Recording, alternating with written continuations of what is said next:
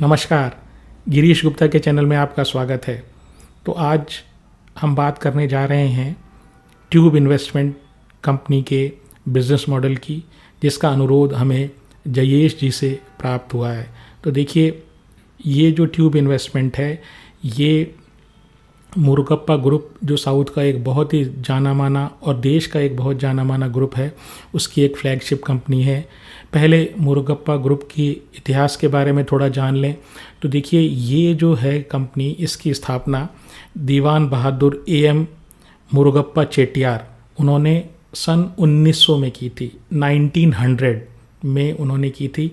और ये company Burma में स्थापित हुई थी और इसका काम मनी लेंडिंग और बैंकिंग बिजनेस था।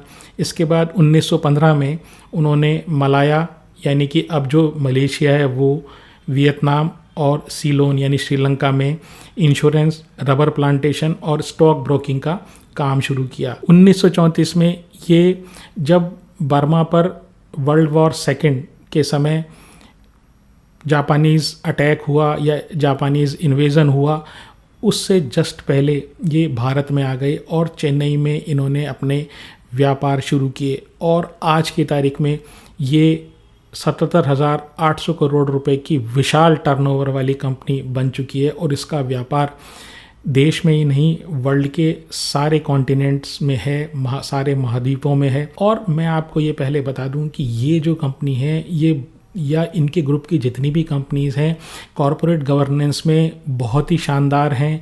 दूसरी बात, इनको बहुत अच्छे से ये आता है कि बिज़नेस कैसे चलाया जाता है। अगर 125 साल से कोई कंपनी सर्वाइव कर रही हो तो आप ये समझ लीजिए कि उसकी जड़ें कितनी मजबूत होंगी। तो अब बात करते हैं कंपनी ट्यूब इन्वेस्टमेंट्स की। तो देखिए, ये जो कंपनी है, ये बहुत ही विशाल कंपनी है और इसमें जो है 70% स्टेक शांति गियर्स का है, जो गियर्स और गियर बॉक्स बनाती है। 58% स्टेक जो है वो सीजी पावर का है, जो इन्होंने 2021 में एक्वायर किया। और 95% स्टेक सेडिस करके एक फ्रेंच इंडस्ट्रियल चेन बनाने वाली कंपनी का है। वो सारी चेन्स यूरोप में और उसके आसपास के देशों में एक्सपोर्ट होती हैं। तो ये सारे जो बिजनेसेस हैं, ये सारे इनका खुद का बिजनेस, यानी ट्यूब इन्वेस्टमेंट का खुद का स्टैंड अलोन बिजनेस, और ये सारे बिजनेस का जो कॉम्बिनेशन है, ये मिला के ट्यूब इन्वेस्टमेंट का कंप्लीट बिजनेस बनता है। तो इसके अलावा जान लेते हैं कि मुरुगप्पा ग्रुप की और कौन सी कंपनीज़ है। तो जो फेमस कंपनीज़ हैं उनमें से EID पैरी है, कोरोमंडल इंटरनेशनल है, पैरी शुगर है, और बहुत सारे इन्वेस्टमेंट, इंश्योरेंस और तरह तरह के बिजनेस में ये मुरुगप्पा ग्रुप है। तो अब बात करते हैं स्टैंड अलोन ट्यूब इन्वेस्टमेंट के बिजनेस सेगमेंट्स के बारे में। तो इनका जो पहला सेगमेंट है, उससे इनको 61% रेवेन्यू आता है और ये इनका इंजीनियरिंग बिजनेस सेगमेंट है। और ये इलेक्ट्रिकल रेजिस्टेंस वेल्डेड पाइप्स बनाते हैं। तो देखिए क्या होता है ये, कि एक शीट लेते हैं और शीट को यूँ फोल्ड करके उसके ऊपर बिजली के 2 इलेक्ट्रोड की सहायता से उस पर वेल्डिंग कर देते हैं। और वो वेल्डिंग बहुत ही एक्यूरेट होती है, उसमें बहुत ही साफ सफाई से काम होता है। तो ये जो ऑर्डिनरी वेल्डिंग्स होती है, इसमें आपने देखा होगा कि जो मेटल है वो कई जगह से गल भी जाता है, लेकिन इलेक्ट्रिकल रेजिस्टेंस वेल्डिंग में ऐसा कोई काम नहीं होता और जोड़ बहुत ही मजबूत होता है। तो देखिए, ये mainly oil and gas industry में, या जो ऑयल एंड गैस में गैस वगैरह को ट्रांसपोर्ट करने के लिए, या एग्जॉस्ट में, या जो आपकी गाड़ियों में जो एग्जॉस्ट होता है वो वहाँ पर काम आता है। दूसरा क्या है, ये कोल्ड ड्रॉन वेल्डेड ट्यूब्स बनाते हैं। तो कोल्ड ड्रॉन वेल्डेड ट्यूब्स जो होती है वो शॉक एब्जॉर्बर्स में काम आती है, या जो अपने स्टेयरिंग के नीचे जो आपका स्टीयरिंग कॉलम होता है ना, वहाँ पर ये तरह की ट्यूब्स काम आती है। और इन ट्यूब्स में मार्केट लीडर है। अब जो दूसरा इनका सेगमेंट है वो है मेटल फॉर्मिंग सेगमेंट। तो वहाँ से इनका रेवेन्यू 19% आता है, 19% आता है। तो ये क्या करते हैं, जो कारों के दरवाजे होते हैं ना, तो वो फ्रेम, वो पूरा का पूरा दरवाज़ा, जैसे कई बार आपने बाहर निकला हुआ देखा होगा, तो वो दरवाजे ये बनाते हैं। इसके अलावा ये कुछ ब्लैंकिंग के पार्ट्स भी बनाते हैं, यानी कि कुछ ऐसी चीज़ें जिनको डाई की सहायता से काटा जाता है और काटने के बाद वो जो शेप आती है वो बहुत ही साफ़ सुथरी और बढ़िया शेप आती है। ठीक है, वो इंडस्ट्रियल यूज़ में, ऑटोमोबाइल के यूज़ में काम आता है। और जो तीसरा इनका है, ये रेलवे के लिए जो कोचेज़ होते हैं ना, उनके पार्ट्स ही बनाते हैं। पार्ट्स का क्या मतलब, जैसे कार के लिए डोर के पैनल बनते हैं ना, वैसे आप ये समझ लीजिए कि कोच का जो पैनल होता है ना पूरा का पूरा, अगर मैं उसको यूँ निकाल लूँ उसको पैनल को, तो वो पैनल वगैरह भी ये बनाते हैं। तो तीसरा जो इनका डिवीज़न है वो है मोबिलिटी डिवीज़न। मोबिलिटी डिवीज़न में ये बेसिकली साइकिल्स बनाते हैं, और ये प्रीमियम रेगुलर और स्पेशल 3 तरह के साइकिल्स बनाते हैं। तो प्रीमियम जो होती है, तो वो आजकल के युवा वगैरह जैसे साइकिल पसंद करते हैं, तो उसमें रोडियो है, मॉन्ट्रा है, जिनमें कई तरह की फैसिलिटीज़ होती हैं जो महंगी होती हैं, जिनमें मार्जिन भी ज़्यादा होता है। फिर आपके जो रेगुलर, जिस तरीके नॉर्मल एक व्यक्ति, जो साधारण व्यक्ति जिस तरीके से जो साइकिल चलाता है, तो हरक्यूलिस हुआ या BAC हुआ, इस तरह के ब्रांड्स में। फिर स्पेशल साइकिल्स है, तो बच्चों के लिए, तो बच्चों की जैसे छोटी साइकिल्स है, उसमें आगे टोकरी लगी रहती है और दोनों साइड जो है वो उसके व्हील्स लगे रहते हैं सपोर्ट के लिए। तो इस तरह के जो प्रोडक्ट्स भी ये बनाते हैं। और जो लास्ट में इनका जो रेवेन्यू 12% आता है, वो अदर्स से आता है। उसमें ये बेसिकली इंडस्ट्रीज़ के लिए चेन बनाते हैं, इंडस्ट्रियल चेन्स हैं, ठीक है, वो बनाते हैं। तो वहाँ पर ये ऑयल एंड गैस सेक्टर के लिए, जहाँ पर भी लिफ्टिंग का काम होता है, एक जैसे ट्यूबवेल्स में से पाइप निकालने के लिए अगर कोई लिफ्टिंग चाहिए, तो वहाँ पर आपको चेन चाहिए और वो मजबूत चाहिए। फिर कंस्ट्रक्शन सेक्टर में चाहिए, फिर आपको ऑयल एंड गैस सेक्टर में चाहिए, फिर इस तरह के बहुत सारे सेक्टर्स हैं जहाँ इंडस्ट्रियल चेन्स काम आती है, तो वो ये बनाते हैं। अब और ये जो इंडस्ट्रियल चेन का इनका बिजनेस है, मेनली एक्सपोर्ट ओरिएंटेड है, यानी कि वो ज़्यादातर इस माल को एक्सपोर्ट करते हैं। इसके अलावा जो इनके नवाचार है, आप ये ध्यान रखिए कि ये जो ट्यूब इन्वेस्टमेंट है, इसके ये जो बिजनेसेस है ना, ये या तो साइक्लिकल है, यानी कि इकोनॉमी के अप्स एंड डाउन्स के हिसाब से बिजनेस में डाउन टर्न आते हैं, या फिर थोड़े से जो पिछड़े हुए बिजनेस है, जैसे साइकिल का बिजनेस। तो ये क्या कर रहे हैं, अपने आप को डाइवर्सिफाई कर रहे हैं, नए नए एरियाज़ में जा रहे हैं। उनमें से जो एक इनका नवाचार है वो है TI क्लीन मोबिलिटी। तो देखिए, TI क्लीन मोबिलिटी से में ये क्या कर रहे हैं, ये EVs बना रहे हैं। लेकिन ये EVs ना तो कार बना रहे हैं, ना जो 2 व्हीलर बना रहे हैं। ये बेसिकली इनका जो कमर्शियल सेगमेंट में इनका फोकस है, तो वहाँ पर ये 3 व्हीलर बना रहे हैं। छोटे कमर्शियल व्हीकल, टेम्पो, छोटे टेम्पो, फिर मिड साइज़ जो व्हीकल है वो उस तरीके से बना रहे हैं। और फिर ट्रक्स वगैरह, जो बड़े ट्रक्स हैं, वो भी ये बना रहे हैं। फिर क्या है, ये मेडिकल फील्ड में भी अभी इन्होंने एंटर किया, तो वहाँ पर ये मेडिकल और सर्जिकल कंज्यूमेबल्स बना रहे हैं। पट्टी हुई, गौज हुई, ठीक है, प्लास्टर हुआ, इस तरीके जो कंज्यूमेबल्स होते हैं ना, वो ये बना रहे हैं।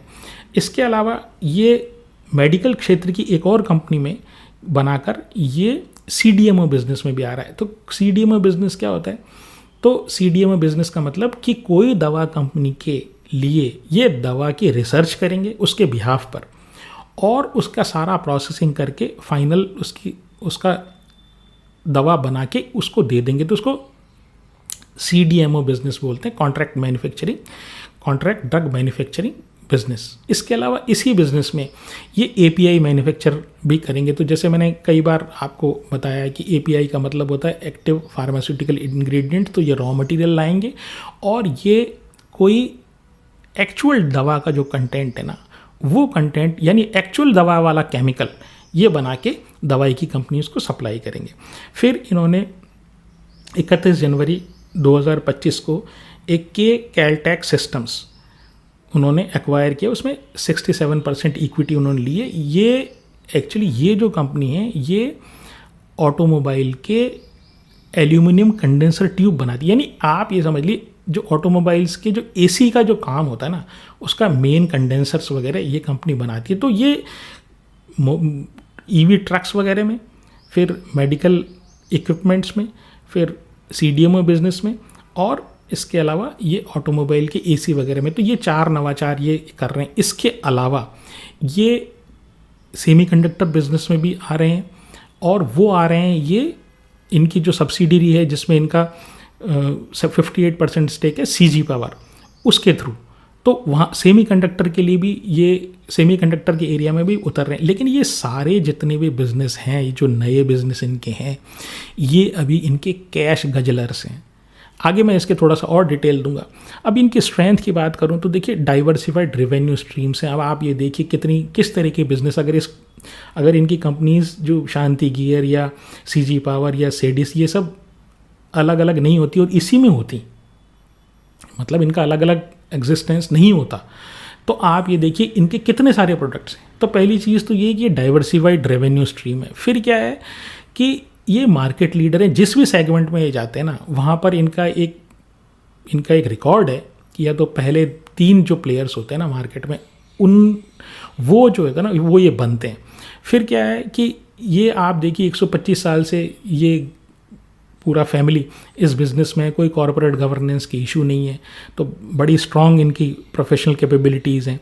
और फिर ये जैसे मैंने बताया कि नए नए बिजनेसेस में एंटर करते रहते हैं और नए बिजनेसेस को हैंडल करने का इनका अनुभव भी बहुत अच्छा है।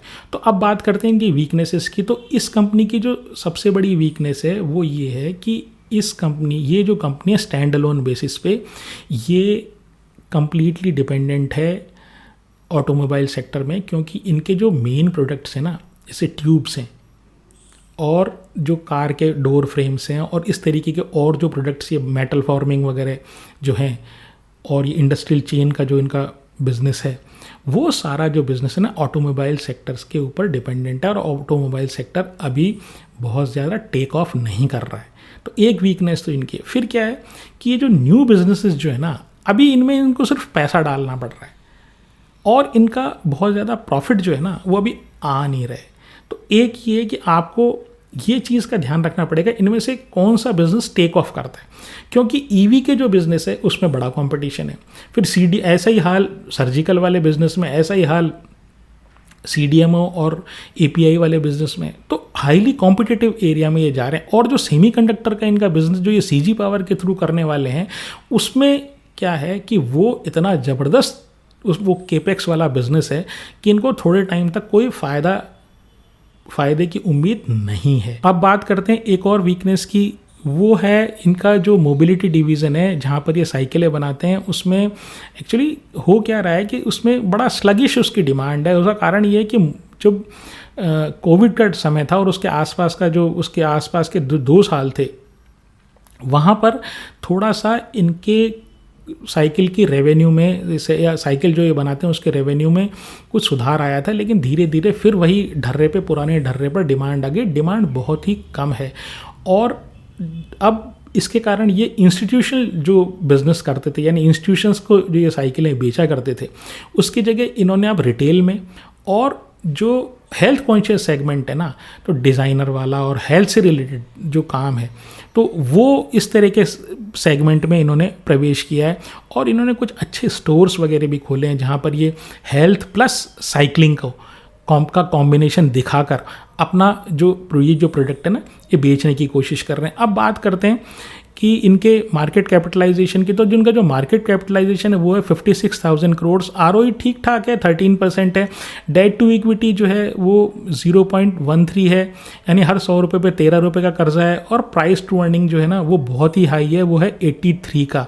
मैं आपको ये बता दूं कि ये जितने भी फाइनेंशियल्स हैं ये सारे के सारे फाइनेंशियल्स कंसोलिडेटेड फाइनेंशियल्स हैं। और सेल्स ग्रोथ जो है वो 16% बढ़ी है।